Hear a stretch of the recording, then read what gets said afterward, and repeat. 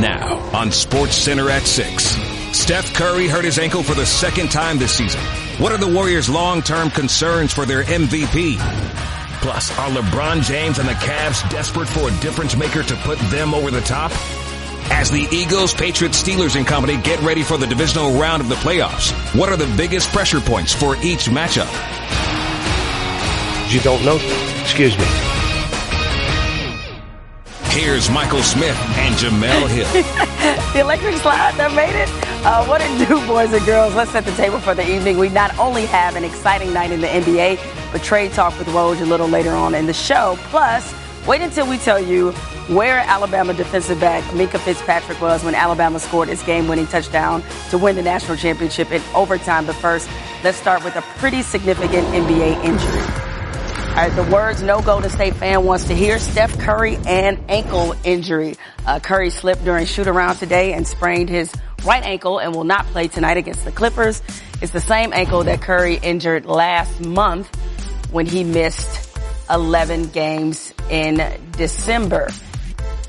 And unfortunately, Steph and ankle injuries kind of go together like hummus and pita bread. Thought you'd appreciate that, Mike.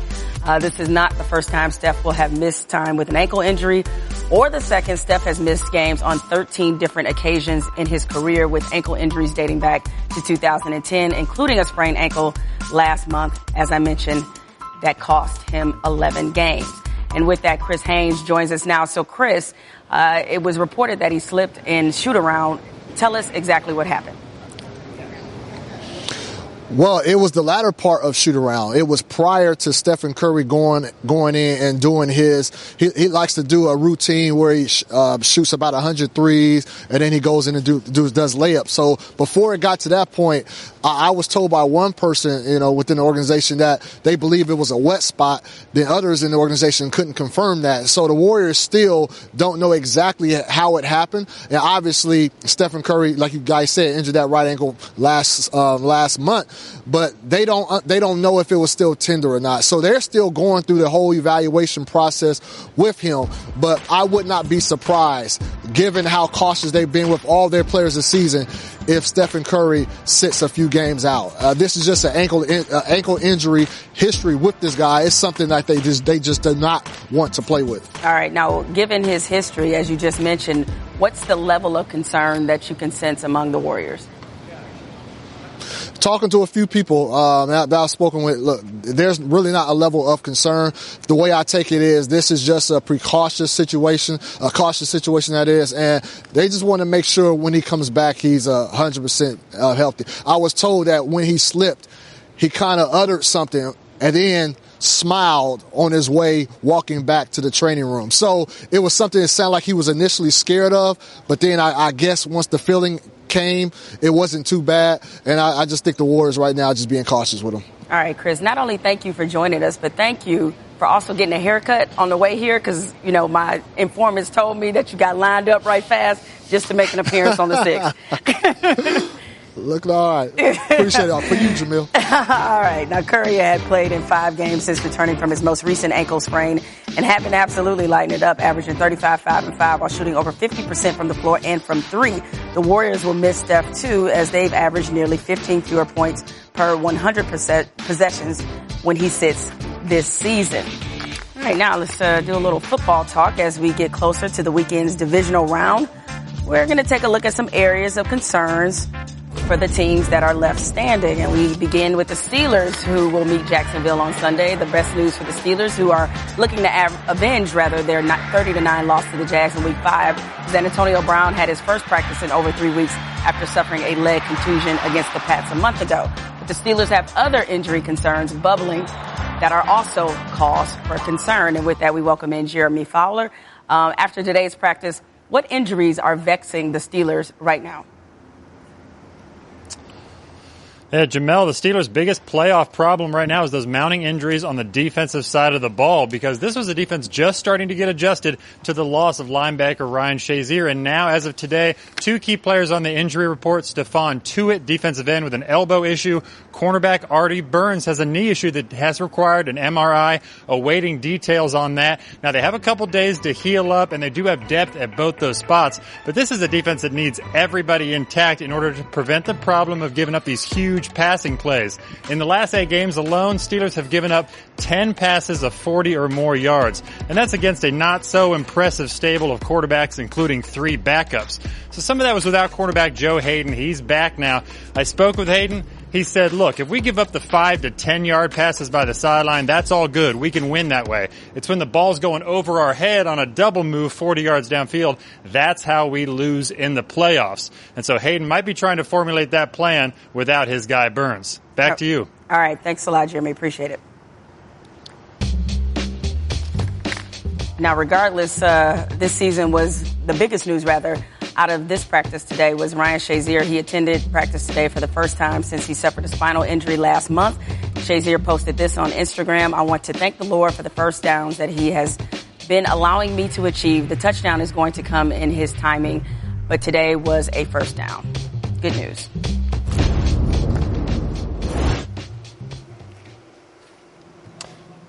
Hey, Mike Reese. How are you? What's up, Michael? Michael Smith. I'm doing great. I love talking to you. What's the most pressing concern for the Patriots heading into their playoff game? We're keeping it simple here, Michael. You know, you've heard the Patriots have a 40-year-old quarterback. His name is Tom Brady.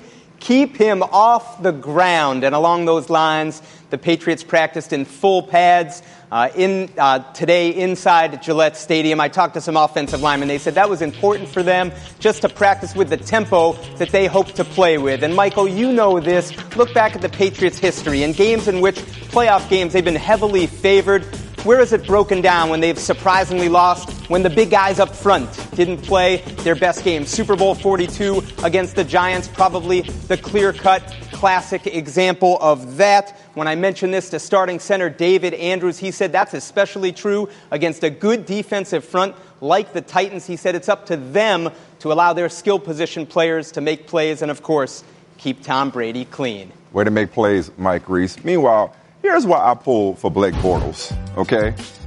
Wait, how come the Titans can't keep Blake Bortles' name out of their mouth? Why does Blake Bortles comes for Blake Bortles? They want to make Brady look like Bortles. Why does Bortles have to be the poster child for bad quarterback play? Why? It's not fair. Meanwhile, here's Blake clapping back. How many more games you got to win? How much more do you have to do to silence the haters? Yeah, it'll probably never stop, man. There's people that think LeBron James sucks, so if that happens, I'm sure there'll be a lot of people that always think I suck.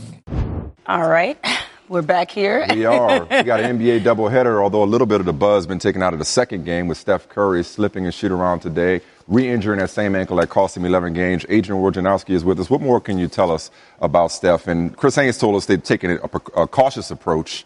Is it more than that? How concerned are they? Well, they're not too concerned at all. In fact, I'm told there won't be an X-ray, no MRI on it. They're always going to err on the side of caution in Golden State with any of their key players. They don't have to play them in any game. So, as Chris reported, he will sit tonight's game. They have a back-to-back with Milwaukee and Toronto Friday, Saturday, and there's some optimism he could be back by then. Yeah, and I'm sure that's probably a perfect opportunity to continue to maybe rest him a little bit with those back-to-backs. Let's move on to some trade talk. Now, we just saw the Cavs. They got blown out by Minnesota. They're third right now in the East. Are they looking to make any moves to maybe move up or just to kind of bring some new life to this team right now? Because they don't seem to be quite where they probably want to be. There's no question. And in talking to Cavs officials, they feel like they're trying to figure out what their new identity is now with Isaiah Thomas and to get him integrated into playing. Defensively, they've been awful, and they've been on a run. It really as bad as anybody in the league. Their question in Cleveland right now is they have that pick from Brooklyn from the Isaiah Thomas, Kyrie Irving trade. In what case would they use it? And it would only be to get a difference-making star player. They've talked with the Clippers about DeAndre Jordan. They will not use that pick. So far, they will not use that pick with them. But that They do have their own first-round pick this year, though, and that will be included and has been included in trade talks. But they aren't going to move on Jordan yet. They're going to wait and see who else becomes available. Does potentially a DeMarcus Cousins, a Paul George, do players like that get on the market before February 8th? Neither is. Both teams that I just mentioned still plan to try to re-sign Paul George, DeMarcus. But Cleveland's going to wait and see. They're big game hunting. Okay. All right. Should be interesting to see what they come up with. All right, thank you. All right, entering the season, the Warriors and Celtics had the best chance to reach the NBA Finals in their respective conferences, with the Cavs just behind the Celtics, but the Rockets a distant second to Golden State. Now at the halfway point of the season, the Warriors are still the favorites out west, but it's the Raptors who now have the best shot in the East at 50%, while the Cavaliers have dropped all the way to just 7%.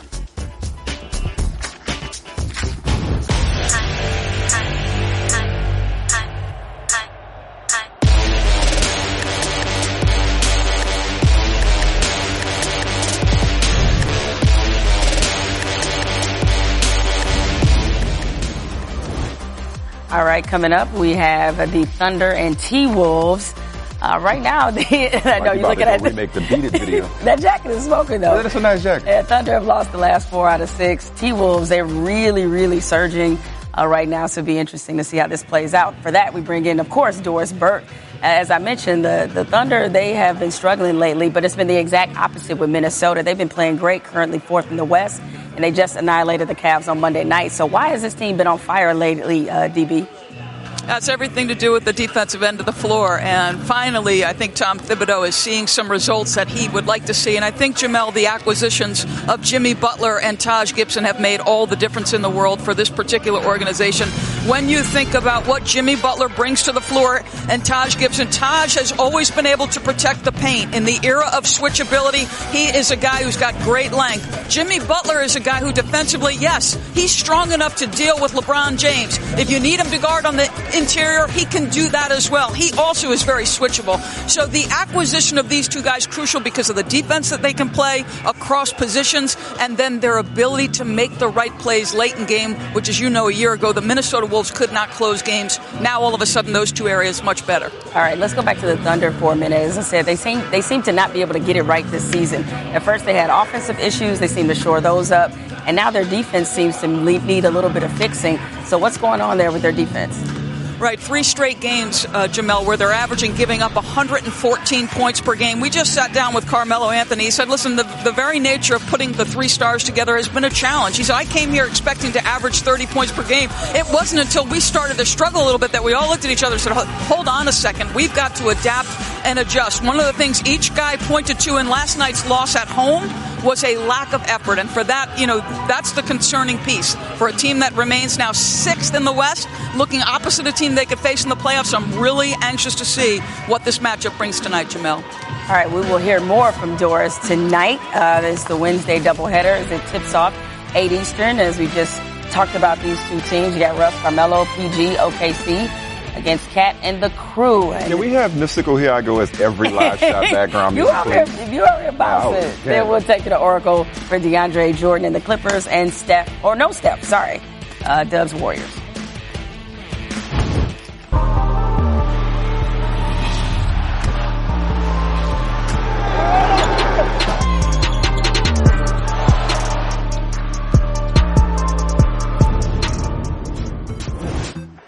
All right, LaFonso Ellis, he'll be with us in just a moment. But Duke-Pittsburgh, that's the Tilt at 7 p.m. Eastern on ESPN2. Not going to lie, I exaggerated the term showdown, but Duke is coming off a loss to NC State. And probably what's most concerning to Coach K right now is the fact that the Blue Devils, they haven't been great defensively lately. Not used to seeing that, LaFonso. The 96 points they gave up to NC State was the 5th time in 7 games they've allowed at least 80 points. So, LaFonso, what is going on with Duke's defense right now?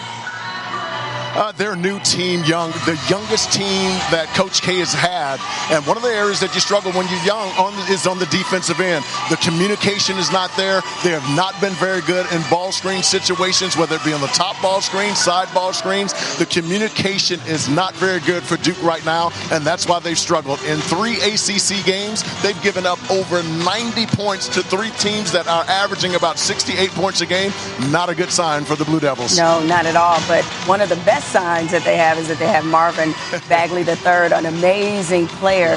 So in watching him, LaFonso, who would you compare him the most to?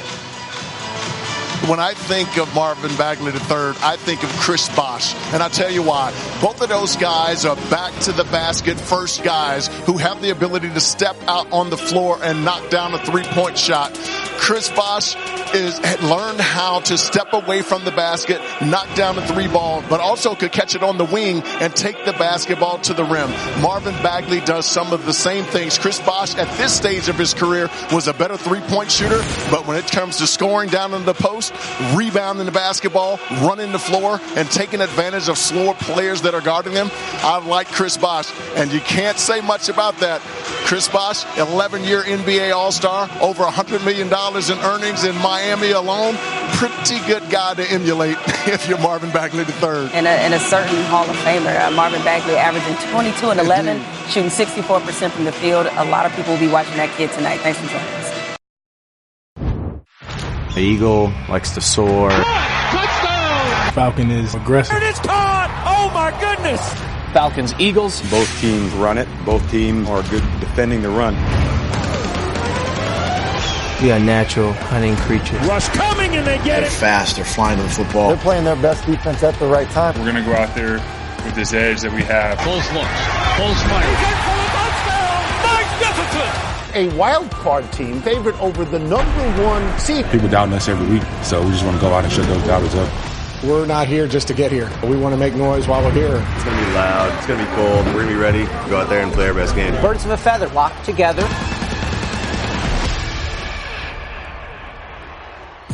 Pressure, push it down on me, press it down on you. Talking playoff pressure points for the 8 remaining participants.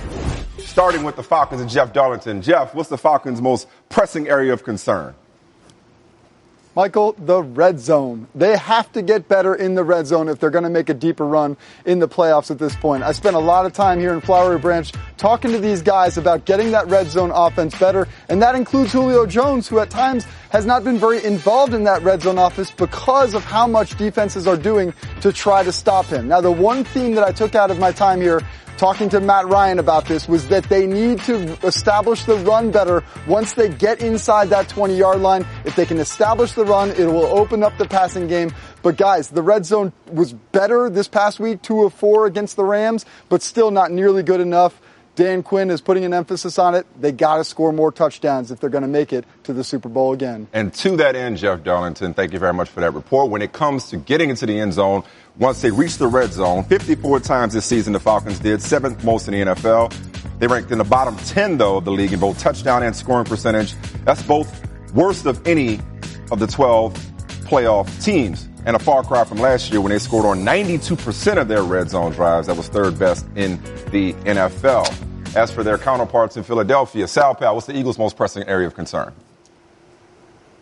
Is Nick Foles all right? That's the big question going into this game, right, Michael? When I talked to Malcolm Jenkins today, he said Nick Foles had been more vocal in practice. When I talked to Alshon Jeffrey, he said Nick Foles has been more relaxed in the last couple of days. The bottom line is it's exactly 1 month ago today, December 10th in Los Angeles, when Carson Wentz got hurt, and this team is still trying to figure out whether Nick Foles is going to be all right for the playoffs. Here's Nick Foles talking about it.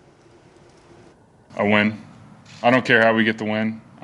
We're in the playoffs, and we got to get a win. And obviously, you want to go out there and play. I'm going to give it everything I have for these guys. I know they're going to give everything they have for me, and that's the beautiful thing about a team. It doesn't matter how pretty it is, you just want to get the W. And that's it. Doesn't matter how you get it, just get the W and keep on going and play for each other, and that's how you do it. So that's my mentality. Doug Peterson was not available to the media today, but check this out. He wandered over to our SportsCenter live shot out in front of NovaCare Complex between meetings, and I asked Doug, I said, Doug, how is Nick Foles handling all the funk and the noise outside this building? He said, you know what? He's very good at compartmentalizing. Media over here, fan reaction on social media over here, practice and film study over here. Nick Foles, he said, is putting everything in its proper box and getting ready for some football. Funk and the noise out there. Nick Foles working in here. Got that, Michael? I got it. Sal Pal, always in the middle of things. They're on that Al Green in Philly. I know that everything is gonna be all right. Top-seeded Philadelphia enters this weekend's game with Atlanta as a 3-point underdog. Be the first 1 seed to be an underdog in its first home playoff game. And you know what? With all due respect to Nick Foles, since he took over, that leads to why the Eagles, they rank in the bottom third of the league in most offensive categories since Carson Wentz's season came to an end. For whatever it's worth, I got Saints-Falcons in the NFC Championship game. Ooh, nice. So, Steph Curry out tonight against the Clippers. He slipped and was unable to finish shoot-around. Re-injured that ankle that cost him 11 games. Injury about the only thing that can slow him down these days. In 5 games since returning from that right ankle sprain, all wins. He was averaging 35.2 points, shooting 57% from the field, and connecting on 33 of 62 three-pointers, looking very much like he wanted to get his 3rd MVP. Israel Gutierrez, your Taylor is the real MVP. Move that microphone, dog. Show off that combination. Please move that microphone. Boy, look at here.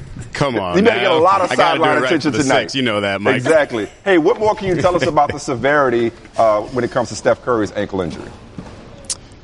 I can tell you it's not very severe at all. In fact, the head athletic trainer said there's no x-rays to be taken, no MRI to be taken. It was just they're internally calling it a tweak. So really, it's not anything that is going to keep him out for any extended period of time. The team in particular, especially Steve Kerr, sort of taking a Greg Popovich approach to this season overall, resting guys, erring on the side of caution, rather, and making sure they come back at 100%, and including rest days like you're seeing from Klay today. And this injury to Steph isn't going to change that. Klay is still going to rest as well. Right, and this is the luxury of having a Kevin Durant. One guy goes down, the other one comes in and joins the 20,000-point club at 29 years old. Israel Gutierrez, we appreciate it. Thank you, man.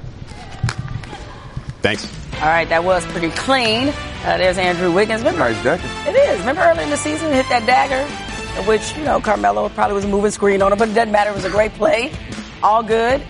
Glad they didn't make that call. Let's talk about this game here. The Timberwolves are 10-5 of their last 15 games, have the best offensive efficiency and a top 10 defense in that time. And that means they have the best net efficiency in the NBA over that span as well. And that has them comfortably in the 4th seed and set to end the longest active playoff drought in the NBA at 13 seasons, having last made the playoffs in the 03-04 season. And I bet in 03-04, Jalen Rose's hairline was just as clean as it is now. Thank you for joining the show. Still second best on the show right now. Who's the bigger threat to the Warriors between these two teams, Jalen? Is it Minnesota or Oklahoma City? I see we're taking Houston out of this conversation because they have James Harden and CP3. I think they validated themselves. We're just talking about this game, trying to keep it there. You guys are such highly trained professionals in promoting our matchups. We appreciate you for that. That's why I love your show. With that being said, you have to say the Oklahoma City Thunder. Here's why. They have Russell Westbrook. And the reigning MVP has shown me that he can lead the Thunder to the playoffs without Paul George and without Carmelo Anthony. Now you add both of those players. Paul has found his stride, leading the league amongst the league leaders in three-point shooting, leading the league in deflections and steal. Carmelo Anthony has found his rhythm offensively. Steven Adams always gets overlooked in this dynamic. He's having a terrific season defensively, rebounding the ball, catching lobs, doing all of the dirty work. And that's not to overlook Minnesota because I really like what they've done as well. And for all teams that want to build through the draft or with young players, and we talk about this a lot in today's NBA, in particular with the Philadelphia 76ers, think about what the Wolves did. They acquired Wiggins, they drafted Towns, and obviously, when you have those level of productive players and you're able to bring in somebody like a Jimmy Butler, he now becomes a game changer, somebody that can close games for you. So I like the fact that Minnesota is going to be in the playoff hunt and a legitimate threat to advance further than they have with this group.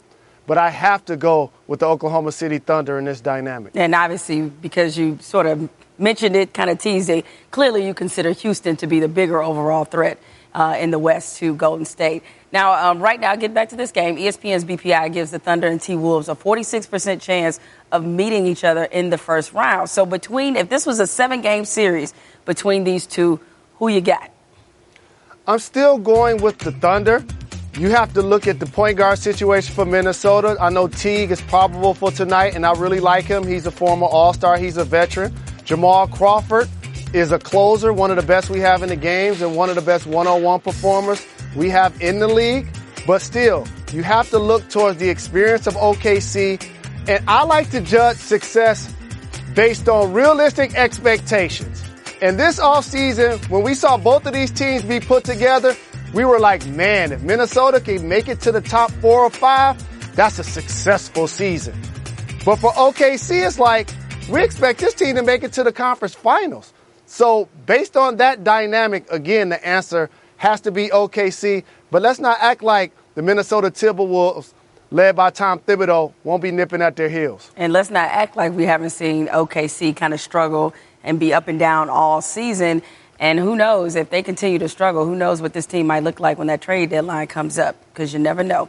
Anyway, we know you're always good, Jalen, so thanks again for joining us. We appreciate it. I appreciate the love. Thanks for having me on.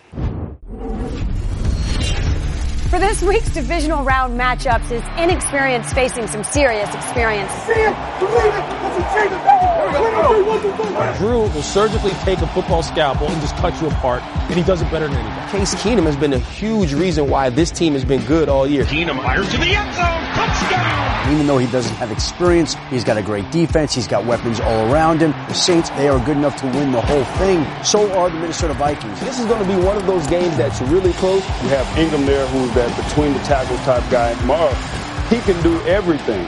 I love this defense. At all three levels, they are exceptional. You know, they have a good defense, a strong defense, but we feel like nobody can stop us. No pressure. No pressure. Hey, you got to sing. I should get to sing a little bit. Let's go. Talking NFL playoff pressure. I like your choice points. better. Yeah, little this sweet, no, for sure. I know you know about that, Woody. That pressure? Yeah. Not about the pressure, about new addition.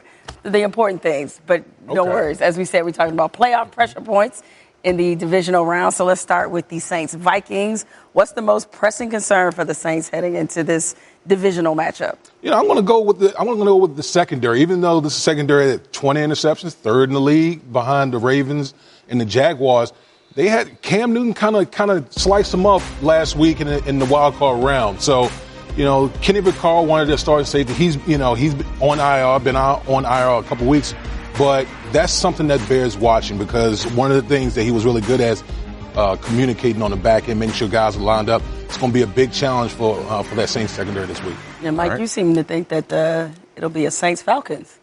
I do. All right. I do. Okay. I'd also like to just see Armageddon. Superdome. Oh, my God. Saints Like Falcons people, for a right to go to the Super Bowl. It's real. Exactly. That's for sure. What about on the flip side? Vikings' biggest area of concern? I'm going to go with Case Keenum, and not because Case Keenum has been balling this year. He's been like a dark horse MVP type, but just the fact that he's in this position. He's never been in this position before where, I always call this is the best week in football, the divisional round, home game, opportunity to try to have that home Super Bowl. It's going against a very formidable Saints defense that they got sticky fingers on that side of the ball. He has a bunch of weapons, but he's never been in this situation before. So we don't know how he's going to react to it. All right, and some other NFL news we saw with the Seahawks. They got rid of Darrell Bevell, got rid of Tom Cable. Are they just making these guys the fall guys? Like, what's going on there in Seattle? Well, I mean, listen, clearly when you look at the Seahawks offense, obviously it starts with the offensive line. The offensive line, we've been talking about this for years with Seattle. Russell Wilson has been running for his life back there, basically being Houdini in the pocket. That can't last but so much longer because that athletic ability is going to start slowing down. He's going to take more hits. So, I understand with Pete Carroll, you got to mix things up, but they got issues in the locker room. Things been boiling kind of underneath the surface as far as the players kind of sniping against one another, against coaches. Yeah, the scheme needs to change, but they're going to have to change some personnel in that locker room to kind of get things patched back up over there. Yeah, personnel and personality. Yeah, it seems like a lot of personnel will change when you think about the fact that Michael Bennett could be gone, Richard Sherman's coming off an injury. Like, it's going to be a shakeup to that team either way. Earl Thomas, about come get me. You talked about Cam Newton a second ago. Norv Turner re-emerging, according to David Newton. Now the finalizing the details. Dusting coaches off, huh? Finalizing details to make him the OC in Carolina. Good fit? I think so. Listen, Norv Turner has been around a long time. There's no question about it. I mean, dating back to the early Cowboys when they had their championship run. It's going to be interesting because if you look at the stats, the last few years that he was offensive coordinator, I mean, they're kind of pedestrian, statistic-wise. So can he make Cam more of a pocket passer? Because Cam, the way they were running that offense, taking too many hits. Cam's got to step it up as more of a pocket passer. Can Norv get it out of him? We'll see. Well, it's also a question of weapons, too. I mean, I would say, like, with Greg Olsen, we already know what he can bring to the table, and they got Christian McCaffrey as, again, another possibility, hoping that he would emerge. But beyond that, it's kind of like they need more pop on the outside. Yep. But Cam has never been a very accurate quarterback. That's why they've had these big receivers on the outside. All right, Woody. Well, thanks a lot for joining us, your insight. Yeah. Sure, we'll see you around as we go further. Oh, you know all right, it. But you won't do the electric side for us, but that's okay. I'm not going to say anything. I got a janky ankle. Oh, is that what it is? Yeah. Is this the year Durant passes LeBron as the best player in the NBA? Takes to the rim, and he got it! Well, the great ones can do this. Kevin Durant's not asking for our recognition. The man is snatching it. Blocked by Durant! The effort this guy has given defensively is incredible. I always wanted to be like dirty guy, like get deflections, playing in the post. This new Kevin Durant we are seeing. I don't care what people think about me in terms of being a villain. Kevin Durant's got ejected for the third time this year. We lost. They kicked our ass. I mean, the refs run the game. They called a foul, so keep that on Twitter. It is the NBA Finals rematch. Durant for three. Comes up with a block. To the rim. Warriors prevail. I have respect for, like, all that he's put into his draft and what he does. The dude's an all-time great. You know I'm a glass half full guy, right, Jamel? Mm-hmm. No Blake, no Steph, Clay resting. And to get Durant on the precipice of history, which I'll explain in a moment. That's the second game of our doubleheader. After us is T-Wolves Thunder. And then you get Warriors Clippers. 12 straight, I think they've won against the Clippers. Once upon a time, that was a rivalry. Oh, yeah, meanwhile, the Celtics and the Sixers are in London having fun. Hello, mates. Hey, Celtics fans. Hello, Celtics fans. I will see you in London. Make sure to watch us at O2 Arena. The Queen will be there, will you? It's game time here in London. Yeah, no. It's game time here in London. We'll see you in London. Hey, Celtics fans. We'll see you in London. I haven't been there since Wimbledon, like 2002. I got to go back. Let's start this DTM countdown with Bruce Arians, who's out here fueling Nick Saban to the Giant rumors. There's a job he covets. It just happens to be open, and but he's got a dynasty right now. Another dynamite recruiting class. Why he would do it, I don't know, but it would not shock me if he did. Let me go ahead and tip my Kangol to Bruce Arians. Just welcome to the media, brother. Right. Just come join us. Throw it up there and see if it sticks. It was kind of a lukewarm take because he said that he thought he coveted the job, and then he said, I wouldn't be surprised. Right, I wouldn't be surprised, and he gave a list of reasons why he should stay at Alabama. I just don't think Nick Saban is going anywhere at this point in his career. No. I think that. You know why he ain't going nowhere? Because Miss Terry ain't going nowhere. There it is, and he said as much. He was like, "She's happy, I'm happy." That's kind of the end of this. So sorry. So remember I told you that I missed Tua Tagovailoa's touchdown pass because my signal was acting up? Get it right. Remember I told you that? Yeah. That was better than the reason why Minkah Fitzpatrick, the Alabama All-American defensive back, missed that historic touchdown. I was going to the bathroom on the sideline. So I could tell like which side was the Alabama side. So like Alabama side was to the left side of our team, and the Georgia side was to the right side of our team. So if the left side started cheering, I knew it was us. We got the first down and scored a touchdown. That's how I knew what was going on. In fairness, it's just taking a sack. Right. Secondly, when you got to go, you got to go. Well, how long do you think he was holding it? Probably longer than we think. And I almost missed a lot of this, if not for the app, because my cable went out. And I won't mention the cable company's name, even though I really want to right now and put them on blast. Don't mention sponsors. Just I'm stay away. Stay away. But there's not that many. You can guess. All right, Raptors Heat. A lot of heated exchanges in this game. Serge Ibaka, though, James Johnson. You don't want it with James Johnson. Well, maybe on the basketball court you do. Yeah. Both ejected. They've received a 1-game suspension. That's an MMA guy. Traded some punches. You're right. You don't want to do it on the court. Now, do you consider this a legit NBA fight? As today's standards go. They're going to miss, unfortunately, all jokes aside, they're going to miss some key games this week against the Eastern Conference. Then, of course, you got DeMar DeRozan and Goran Dragic. They also got into it a little bit after the game. Very heated. So Georgetown banning cell phones for their January 20th game against St. John in a certain section of the arena, I should point out. Not the whole part, just a certain section. Part of their actual reality promotion for the game. Speaking of cell phones, so I watched the Undercover High on A&E last night, and I'm just amazed at how much kids can have cell phones in classes. They should make the people in that section, actually get people's phone numbers. Ooh. Like, have a pocket full of numbers. Like back in the day. We had to do. We couldn't just slide in DMs. We had to actually ask you for your mans. So this is David Bartel. Just a little short. It was the shirt. That's what it was. It was restricting his movement, right? Looking like don't he look like Chubby from Teen Wolf? Talking about winning the end. I've got to win in the end. Well, did he think that doing the hook shot? Did he think taking his shirt off was going to give him some extra motivation? This was up a little bit. Right. He's just like, now I know I'll make this shot because he had a third try, he'd have made it. All right, before we call it a day, who had a good day? It was a good day for that woman there. It was Serena Williams. She's on the cover of Vogue magazine with her adorable daughter, Alexis Olympia Ohanian Jr. Phenomenal story, very revealing. And for more about what this story is about, here is Robin Roberts from GMA.